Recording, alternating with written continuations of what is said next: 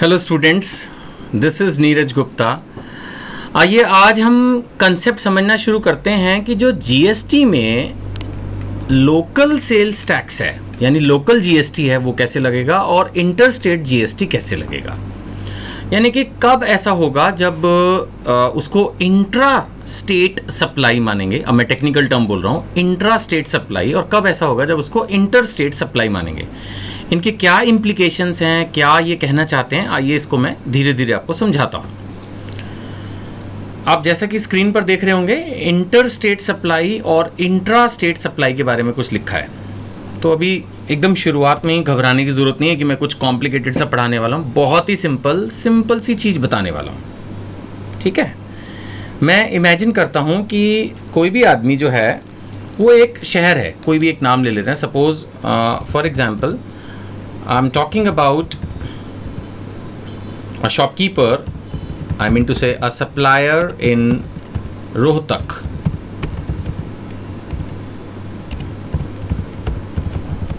Haryana, correct.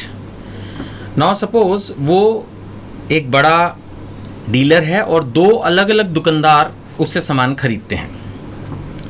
Suppose जो buyer one है that is in Bhiwani, ये भी हरियाणा है, और जो बायर टू है वो मान के चलते हैं इन जयपुर, वो राजस्थान में है। हमारे जो सप्लायर भाई साहब हैं वो रोहतक में हैं, हरियाणा में। दो बायर हैं, सपोज एक भिवानी हरियाणा में है और एक बायर टू जो है वो जयपुर में है। बायर को मैं रोहतक में भी रख सकता था, लेकिन उससे उतना कंसेप्ट क्लियर नहीं होता। फिर आपको लगता है कि शायद मैं सेम सिटी के बारे में पढ़ाना चाह रहा हूँ। एक्चुअली मैं समझाना चाह रहा हूँ कि जब sale within the state हो, यानी supply within the state हो तब क्या होगा, और आउटसाइड द स्टेट हो तब क्या होगा। अगर आउटसाइड द कंट्री है फिर तो एक्सपोर्ट सेल्स हो गई, जीरो रेटेड, वो टैक्स फ्री है, जीएसटी फ्री है एज सच। अगर विद इन द स्टेट है और एक आउटसाइड द स्टेट है, ये दो एग्जाम्पल मैं फिलहाल आपको समझाना चाहता हूँ। नाउ जो हमारी डील होगी बायर वन के साथ, ध्यान से समझिएगा, ये कहलाएगी इंट्रा स्टेट सप्लाई। सेल तो मैं लिखूंगा नहीं, अब सप्लाई लिखूंगा। तो जो बायर वन के साथ हमारी डील है वो कहलाएगी इंट्रा स्टेट सप्लाई। क्लियर। अब इसमें जो रूल है, ये मैंने आपको प्रैक्टिकल जब टैली में सिखाई है अकाउंटिंग एंट्री करना, तब भी अच्छे से क्लैरिटी की है। सपोज फॉर एग्जांपल इस पे 18% जीएसटी लग रहा है। मैं इसमें फॉर एग्जांपल लिख दूँ तो आप सोचोगे कि सब पे 18 लगता है। सपोज उस पे 18% जीएसटी है। तो आज की तारीख में जो रूल है वो ये कि भाई आधा टैक्स जो है वो सेंट्रल गवर्नमेंट रखेगी और आधा स्टेट गवर्नमेंट रखेगी, बस। इसमें कोई कॉम्प्लिकेशन नहीं है। यानी 9%, इसमें सिचुएशन में 9% जो है वो होगा सेंट्रल जीएसटी, जिसको मैं आगे सीजीएसटी लिखूंगा, राइट। एंड 9% इसमें होगा हमारा state GST, goods and services tax, जिसको आगे मैं एसजीएसटी लिखूंगा। तो मैं क्या कहना चाह रहा हूं, मैं ये कहना चाह रहा हूं कि अगर within the same state sale हो, ये इंट्रा स्टेट है ना, इसमें जो आपकी देखिए कि जो सप्लाई थी that supply is from Haryana. अब मैं स्टेट को प्रेफरेंस दे रहा हूँ, मैं रोहतक नहीं बोल रहा, क्योंकि ये सिटी वाइज नहीं चल रहे हैं, ये स्टेट वाइज चल रहे हैं।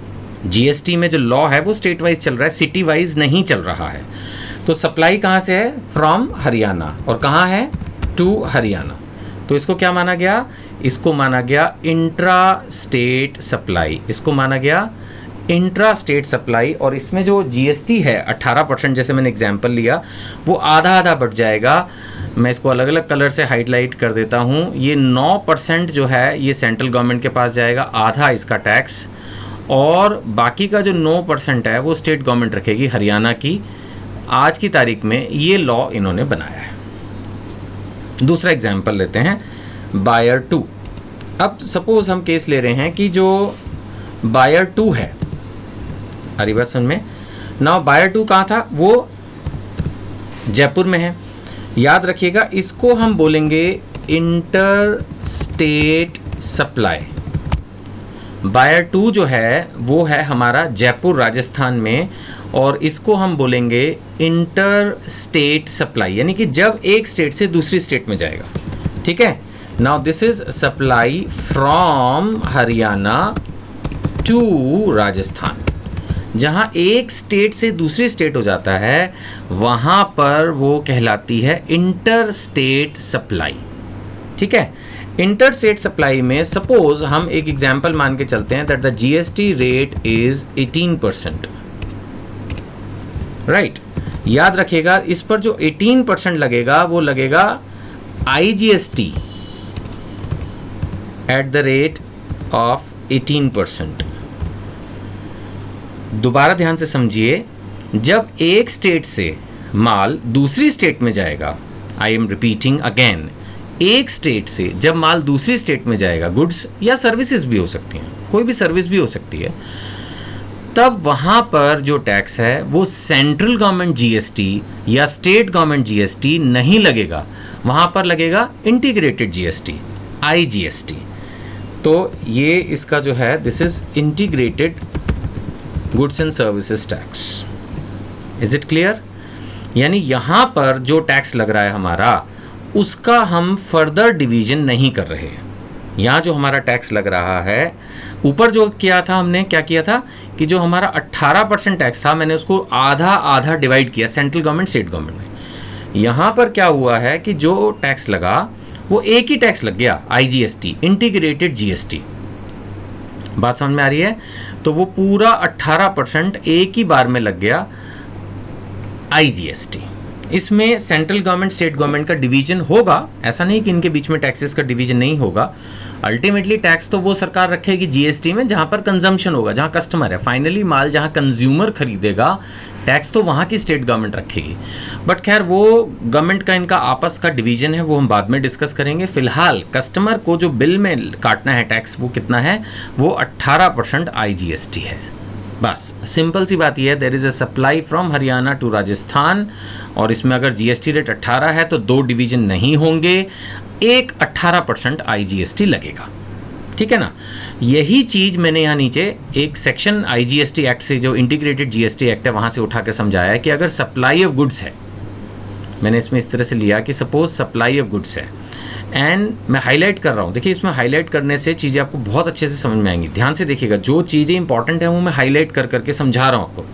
हम डील क्या कर रहे हैं, हम बात कर रहे हैं सप्लाई ऑफ गुड्स की। क्या बोल रहा हूँ मैं कि अगर the location of supplier and the place of supply, यानी जहाँ से चली और जहाँ पर चीज़ आपकी पहुँची, the location of the supplier and the place of supply are in the same state और सेम यूनियन टेरिटरी।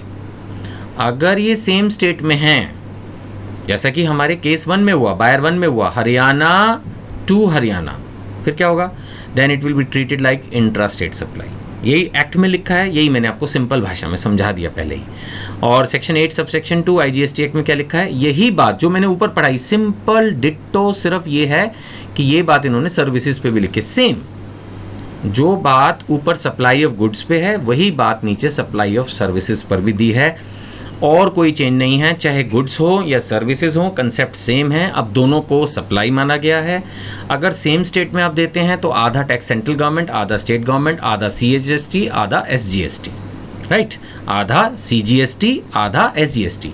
लेकिन अगर आप इंटर स्टेट सप्लाई करते हैं, दूसरे स्टेट में माल बेचते हैं, भेजते हैं, सप्लाई करते हैं, तो जो भी रेट है जीएसटी का वो पूरा आईजीएसटी नाम से लग जाता है, उसमें हम फर्दर डिवीजन नहीं करते। अब इसी पर मैंने कुछ केस स्टडीज़ आपको बना के असाइनमेंट में दी हैं। वैसे तो मैंने जो केस स्टडी अभी आपको टाइप करके दी उससे भी आपको क्लैरिटी है, बट फिर भी सपोज मिस्टर ए एक शॉपकीपर हैं कनॉट प्लेस दिल्ली में, ये मैंने एक एग्जांपल लिया ना। उनका जो कस्टमर है वो रोहिणी दिल्ली से आता है, यानी कि जो शॉपकीपर सप्लायर है वो भी दिल्ली में है और कस्टमर भी दिल्ली में ही है। Now A delivers the goods at is CP shop. जैसा होता है हम दुकान पे गए, सामान खरीद लिया, इसमें कोई बहुत भारी भरकम बात नहीं है। तो क्या हुआ, ये है इंट्रा स्टेट सप्लाई। ये क्या मानी जाएगी, ये मानी जाएगी इंट्रा स्टेट। ये थोड़ा सा मिलता जुलता नाम है ना, जैसे पहले पिक्चरों में होता है ना डबल रोल, वो देखने में दोनों एक से होते थे, ऐसे इसका नाम जो है ना, मेरे को लगता है स्टूडेंट के लिए ज़्यादा कन्फ्यूजिंग है। बातें तो सिंपल हैं, इंट्रा स्टेट सप्लाई होती है जब with in the same state हो। तो मैंने क्या लिखा है, एज पर जीएसटी लॉ इस पर सीजीएसटी भी लगेगा और SGST भी लगेगा। ठीक है ना, यही मैंने समझाया। अब दूसरा केस लेते हैं, वही सेम शॉपकीपर है CP में, इस बार उसका कस्टमर जयपुर से आ रहा है, इस बार ये फ़र्क किया है। अब यहाँ पर भी लेकिन जयपुर से आके उसने सामान गया, जैसे होता है ना लोग जयपुर से आते हैं कनॉट प्लेस में, पालिका बाजार है, अगर आप दिल्ली के हों तो जानते होंगे या दिल्ली आए हों तो जानते होंगे। अब वो मान लेते हैं जयपुर से कस्टमर आया, पालिका बाजार गया, वहाँ उसने सामान खरीदा, बात खत्म। Now it is still an intra state supply, क्योंकि दुकानदार ने कोई दूसरे शहर में सामान नहीं दिया, उसने तो अपनी सप्लाई वहीं पर कंप्लीट कर दी ना। सिर्फ एक कस्टमर अगर राजस्थान से आया है तो वो सप्लाई राजस्थान की नहीं मानी जाएगी, बात समझ रहे हैं आप। Still it will be treated like a local supply, intra state supply मानी जाएगी। और फिर वही दोनों आधा आधा टैक्स लगेगा, अगर 12% GST तो 6% CGST, 6% SGST। अभी मैंने जानबूझ के एक और थर्ड केस डेवलप किया कि कस्टमर तो वही जयपुर से आया, लेकिन इस बार वो डिलीवरी जयपुर में करवा रहा है ना। ये केस, ये जो शॉपकीपर था, he promises to deliver goods at his Jaipur address, उसने उसको प्रॉमिस कर दिया कि चलो ठीक है, मैं तेरे को जयपुर में माल डिलीवर कर दूंगा।